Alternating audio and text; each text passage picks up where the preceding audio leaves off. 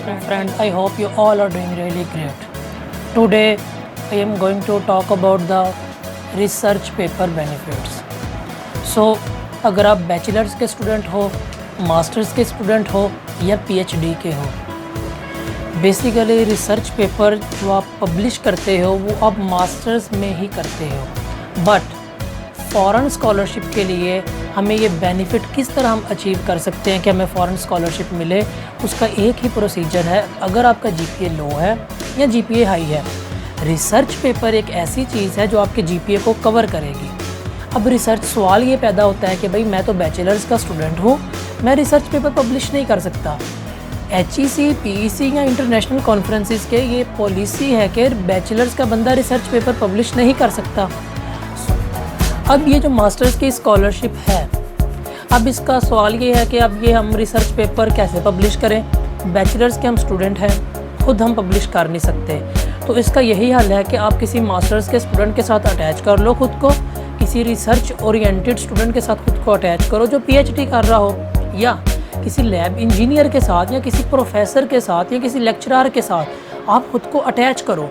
अब होगा क्या, आप उनके साथ पार्ट टाइम काम करो अपनी स्टडीज़ के साथ साथ, रिसर्च पेपर पब्लिश होगा, मेन ऑथर वो होंगे, आप को ऑथर बन जाओ, लेकिन आपका रिसर्च पेपर में नेम तो आएगा।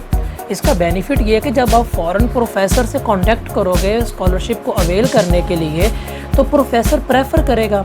आप खुद देखो, कंपटीशन का दौर है, लाखों स्टूडेंट एक स्कॉलरशिप के लिए अप्लाई करते हैं। अब लाखों स्टूडेंट्स के अंदर जितनी प्रोफाइल अच्छी होगी, जितनी प्रोफाइल कॉम्पिटेंट होगी, उतने आपके चांसेस ज़्यादा होंगे कि आप स्कॉलरशिप को अवेल करें। तो प्रोसीजर यही है कि आप किसी प्रोफेसर के साथ, जब आपने प्रोफेसर से कांटेक्ट करना है स्कॉलरशिप के लिए, स्कॉलरशिप के दो ही रास्ते हैं, या आप यूनिवर्सिटी बेस्ड स्कॉलरशिप को अवेल करो या आप प्रोफेसर बेस्ड। अब ये यूनिवर्सिटी बेस्ड स्कॉलरशिप क्या है या प्रोफेसर बेस्ड स्कॉलरशिप क्या है, इसका मैं आपको फर्दर गाइड करूँगा।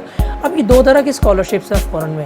अगर आपने इनको अवेल करना है तो इसका क्या प्रोसीजर है, इसके लिए पहला मेन फोकस कि आप रिसर्च पेपर को पब्लिश। अब इस रिसर्च पेपर को पब्लिश करने का बेनिफिट आपको ये है कि जब आप फॉरेन प्रोफेसर से राब्ता करोगे स्कॉलरशिप के लिए, तो आप उससे बात करने वाले बनोगे कि sir, I have done this on this topic and you are doing research also on this topic, so our research area is same, that's why I want to avail scholarship, I want to do work under you, मैं आपके साथ काम करना चाहता हूँ because कि हमारा research area same है। लेकिन अगर आपने रिसर्च पेपर पब्लिश नहीं किया, देन आप प्रोफेसर को क्या कह रहे होगे, क्या कह के आप उसको कन्विंस करोगे कि वो आपको, वो मजबूर हो कि आपको वो स्कॉलरशिप। रिसर्च पेपर एक आपके पास प्लस पॉइंट है, जीपीए एक साइड पे। अब सारे बच्चे ग्रेजुएट होते हैं, सबका जीपीए होता है, कुछ का कम कुछ का ज़्यादा। डिफ्रेंसिएशन कहाँ से होती है, रिसर्च पब्लिकेशन से। एक बच्चा बैचलर का है, उसने कॉन्फ्रेंस इंटरनेशनल लेवल का पेपर पब्लिश किया है, तो उसके चांसेस ज़्यादा है कि वो स्कॉलरशिप अवेल करे एज़ कम्पेयर टू एक बच्चा जिसने कोई पेपर पब्लिश नहीं किया और दोनों स्कॉलरशिप के लिए अप्लाई कर रहे हैं। तो प्रोफेसर उसी को प्रेफर करेगा जिसने वर्क ज़्यादा किया है, प्रोफेसर उसी को प्रेफर करेगा जिसका इम्पैक्ट फैक्टर ज़्यादा है। अब आगे रिसर्च पेपर के भी कॉम्पिटिशन्स होते हैं, वो मैं आपको फर्दर गाइड करूँगा। तो आपने अगर मज़ीद रिसर्च मेथोडोलॉजी क्या है, रिसर्च पेपर का टॉपिक किस तरह चूज़ करना है, कौन से फॉर्मेट्स हैं, किस तरह हम रिसर्च पेपर को लिखते हैं, रिसर्च पेपर का आइडिया किस तरह चूज़ करना है, उसके लिए आपको फर्दर मैं गाइड करूँगा।